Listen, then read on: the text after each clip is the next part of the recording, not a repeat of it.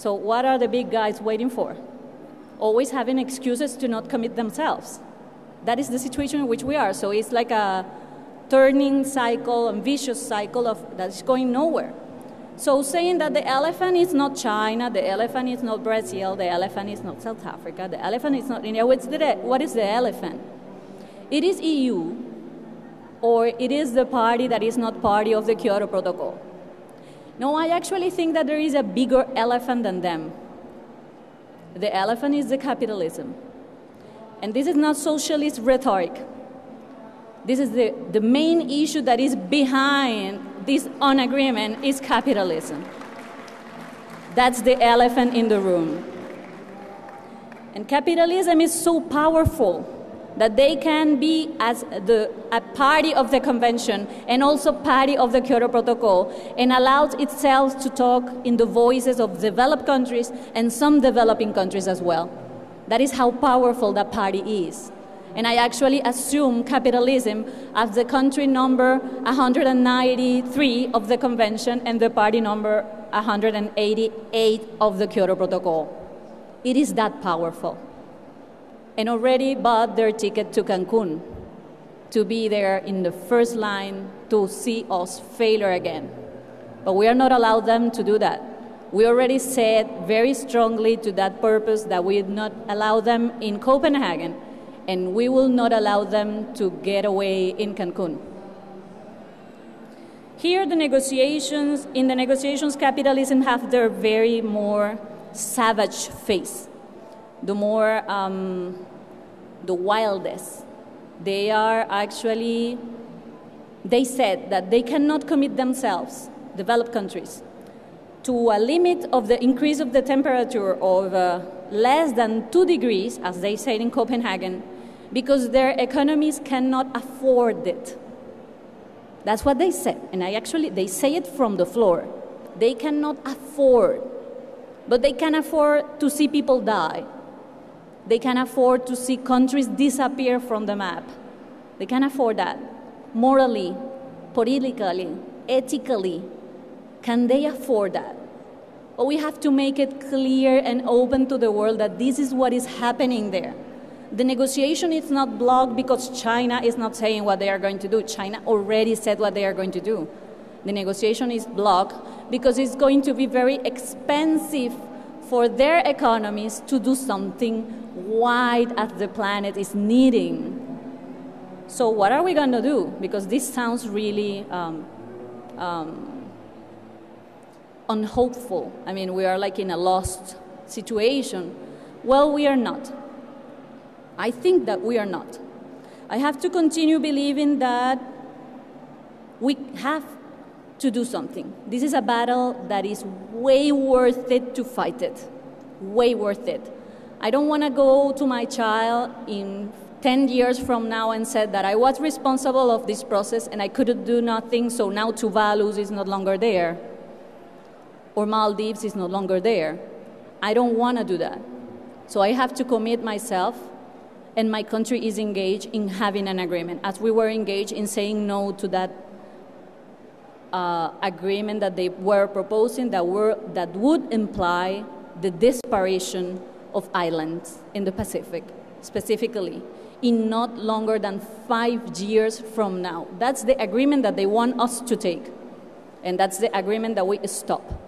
We were committed by our president to say no to an agreement that would kill people, and we said no. And we were instructed almost to die in that room to avoid that agreement to happen. Even if we were just, as they said, just 5 little countries like they talk, and they refer to us. They refer to us as little countries blocking an agreement of leaders of the world. If that's being a leader, we don't want to be led by that. We don't want to be led to death. We don't want to be led to economy's interest. We don't want to be led by that. So we stopped it, and now we have to continue working with a higher and the biggest expectations for Cancun. These countries that actually were so let's say they had the courage to think that they could just solve the issue in some hours. Now they are saying that it's impossible to do anything in Cancun because the negotiation is way too complicated. No, it's not going to be solved. We have to have a procedural decision to continue the discussions for another year or maybe more years than that. That's unacceptable. Look what happened in Pakistan this year. 20 million people were affected by one event. And actually, I wonder myself, the country that is so powerful as the US, for example, they had one extreme event in 2005 that they, at this moment, haven't solved. They are still people that their houses were lost, and they are still in the streets. So if US cannot deal with one event, go figure for islands, small island states that have to take like 5 or even 10 extreme events a year. A year. So this is a situation. Climate change is not something that is going to happen. It's happening, and it's happening now.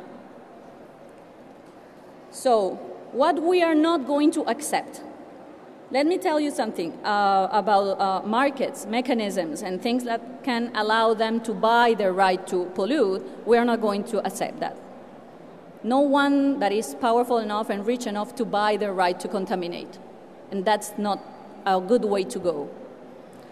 So our country is engaged, and let me tell you something. We are an oil producer. Many people talk about our role as an oil producer in these negotiations. Venezuela is an oil exporter, yes, but resources are not the devil in this process. We just represent 0.48% of the total emissions of the world. 0.48%.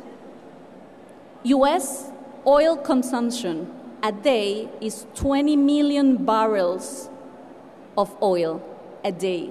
So there is something related to consumption patterns that we have actually to review, and to review in a very frank and open way. The countries that are promoting low-carbon economies, actually they have to be ready to take low-carbon economies domestically instead of calling other countries to do so when they are not ready, because it's going to be very expensive. So once that the US is going, and EU and all developed countries are going to be ready to talk about low-carbon development patterns, I will ask them, are you a low-carbon economy? And then I will sit with them to learn from them what they are doing to be low carbon. But as far, there is no one country in the world that is low carbon. And the main example that we have is that actually US and EU, through BP, they were not actually fishing at the Gulf of Mexico when they created the biggest catastrophe, environmental catastrophe related to oil. They were looking for oil, a cheap oil, in a very risky environmental conditions. And they create a huge, enormous catastrophe over there. So the oil discussion have to be frank, and no one country from an OPEC country ever had a situation like that, ever, in the history of the whole countries that produce oil. In Venezuela, never happened an oil spill in this large. We are going to continue our fight, and we are going to continue our fight with the strongest of the ones that know that we have the reason, and we are not going to settle our ambition for Cancun for no money. No $30 billion, not $100 billion. There is no money in earth that can buy our willingness to have an agreement that will not kill people and will not make countries disappear. And for no money in air, it's going to buy our political willingness to have a good agreement in Cancun. And I thank you very much.